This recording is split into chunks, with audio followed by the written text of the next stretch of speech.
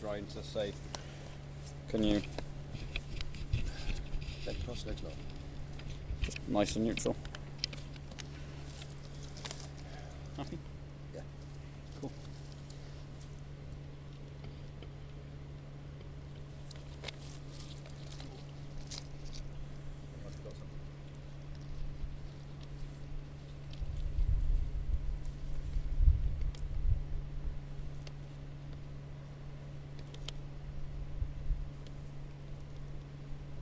Over time, just talking to the camera. Check, 1, 2. Check, 1, 2. Go. Check, 1, 2.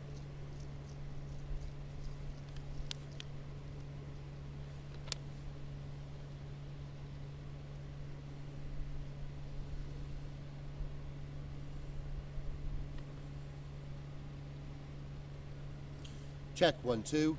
Check, 1, 2.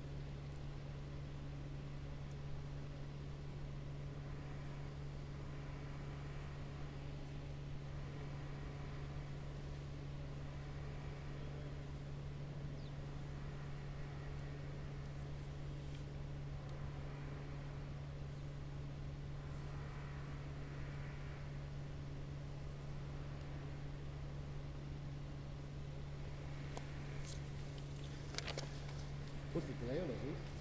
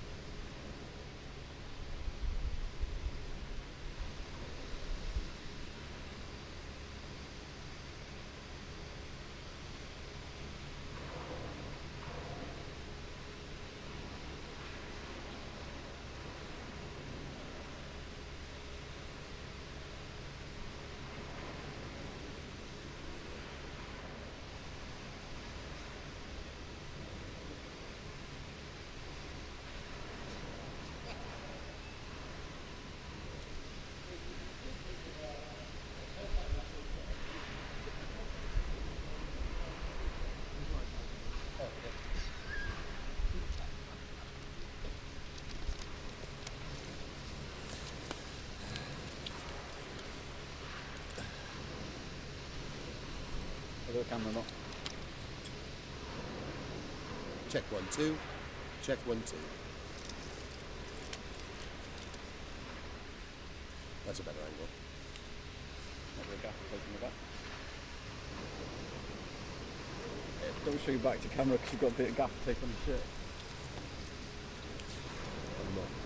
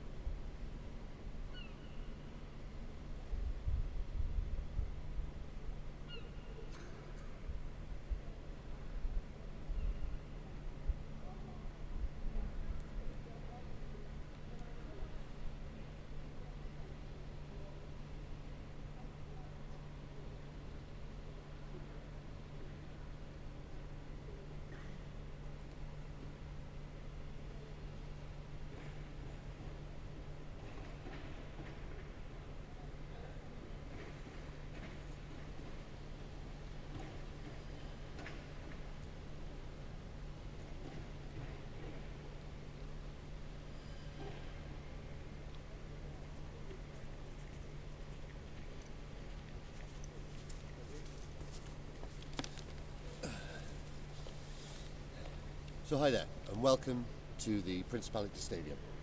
You can look to your left, you can look to your right, you can even look up and have a look at the famous retractable roof. So I'm going to talk about virtual reality today. You're experiencing it right now.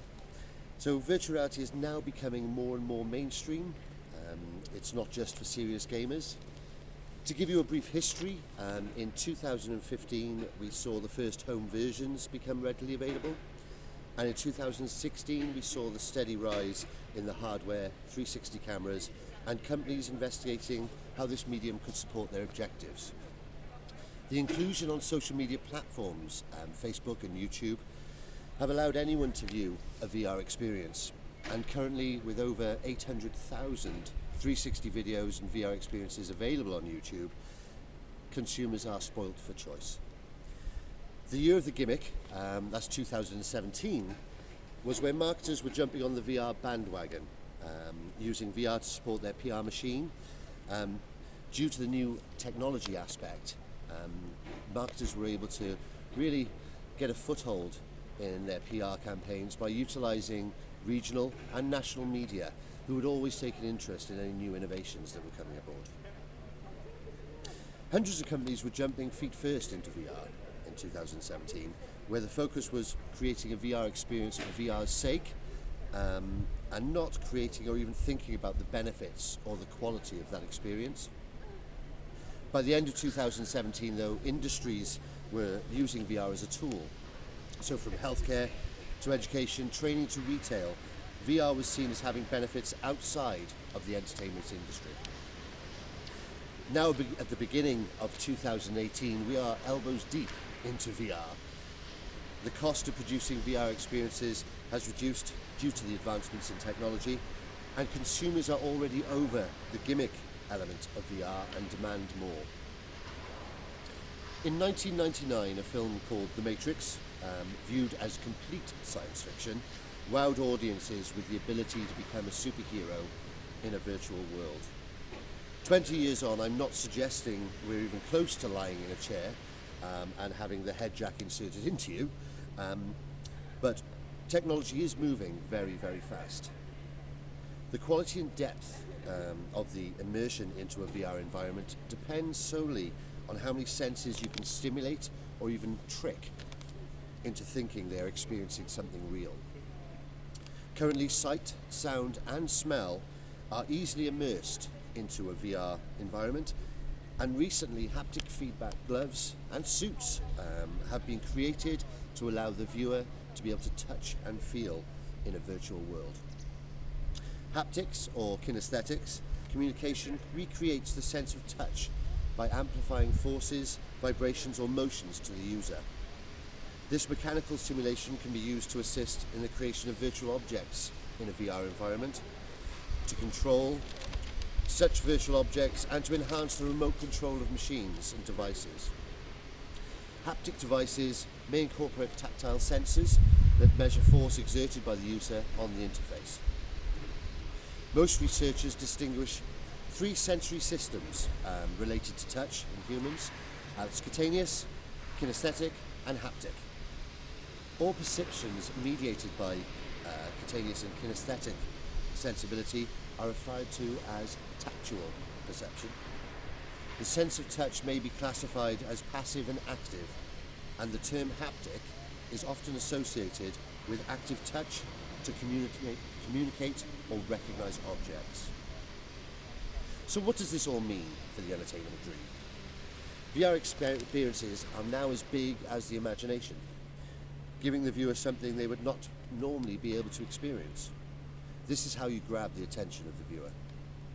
Allowing them to walk on the moon or explore the deep trenches of the Mariana Trench, actually feeling as if they're there, opens the mind to limitless possibilities.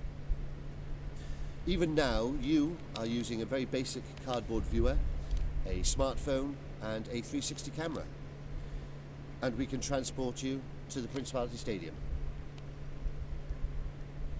The full benefits of VR are still being explored, and 20 years on from The Matrix, we are now closing in on all the possibilities this medium can offer people of the world. Current studies are being completed to use virtual reality as a form of distraction therapy within a healthcare environment. When someone is in a VR environment, the real world effects dwindle away and the person's pain threshold is raised. Some people have even confirmed the effects are as effective as morphine, giving a 30% reduction in pain. Driving empathy for viewers has shown to be a benefit. Stanford University recently completed a study transporting people into the body of another race, allowing them to walk a mile in their shoes and feel the prejudice. They found that once the people were out of that VR experience, they had a raised empathy towards people of that race. VR is also being used to deliver heartwarming experiences. For example, recently a bedridden patient was able to travel back in time to her homeland, exploring areas they did as a child, having a dramatic effect on their mood and well-being.